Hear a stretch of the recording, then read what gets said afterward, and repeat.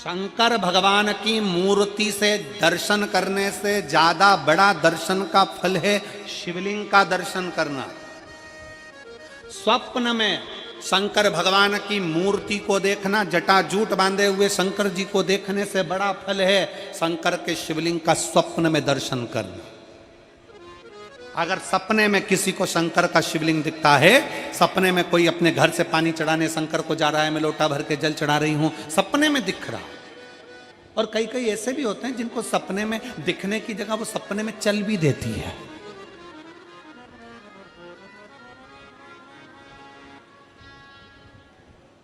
महाराष्ट्र में कथा थी तो वहाँ एक पत्र आया था, एक भाई ने लिखा था, मेरी पत्नी से मैं बहुत परेशान हो गया हूँ। उसका नाम हमें स्मरण में नहीं है, सिरपुर की कथा में वो पत्र था। तो उसने लिखा मैं अपनी पत्नी से परेशान हो गया हूँ। तो उससे हमने एकांत में बुलाकर पूछा, भाई ऐसा क्या हो गया, बता तू क्या हुआ। उसका फ़ोन नंबर था, उसको फ़ोन लगवाया, पूछा क्यों परेशान हो गया। उसने कहा मेरी पत्नी रात को चिल्लाती है, बोल बम का नारा है बाबा एक सहारा। कभी कभी सपने में बैठकर चिल्लाती रहती है, ऐसे बैठ जाएगी और चिल्लाएगी श्री शिवाय नमस्तुभ्यं, श्री शिवाय नमस्तुभ्यं। और तो और यहाँ तक तो चल जाता है गुरुजी, पर इससे आगे नहीं चल पाता है। हमने पूछा इससे आगे क्या।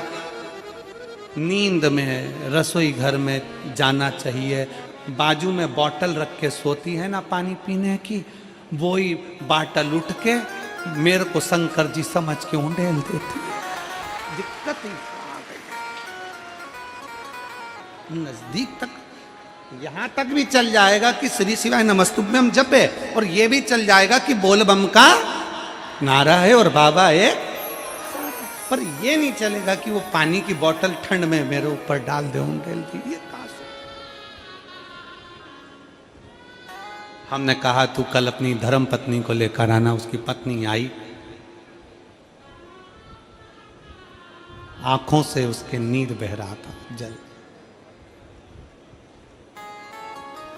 आंखों से जल बह रहा था। जैसे आज गाड़ी चलाकर लेकर आने वाले जो भाई थे, अब कमल जी आपने किसको भेजा था हमें नहीं मालूम, जो गाड़ी चलाकर आज लेकर आए थे हमको लेकर, उनकी आंखों में जल भरा हुआ था।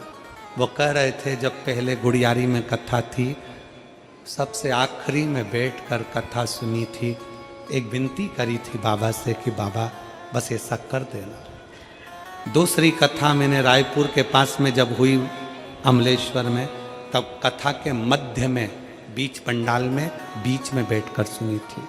फिर वहाँ भी बाबा से एक विनती करी थी, और आज मेरे बाबा ने ऐसी कृपा कर दी कि आपके नज़दीक में बैठकर गाड़ी चलाकर यहाँ तक पहुँचा।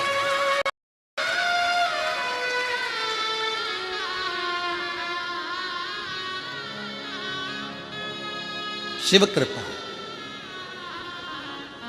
गाड़ी चलाते चलाते उनकी आंख में जल था, तो हमने उस दीदी से पूछा, जी तुम रो क्यों रही हो, ये बताओ रोने का कारण क्या है।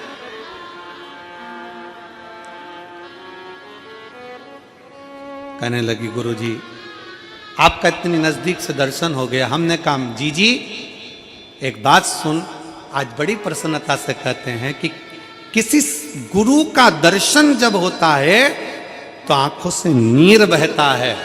भगवान से प्रार्थना करना कि एक बार उसका दर्शन हो जाए तो हमारी जिंदगी उसकी हो जाए, उसका दीदार।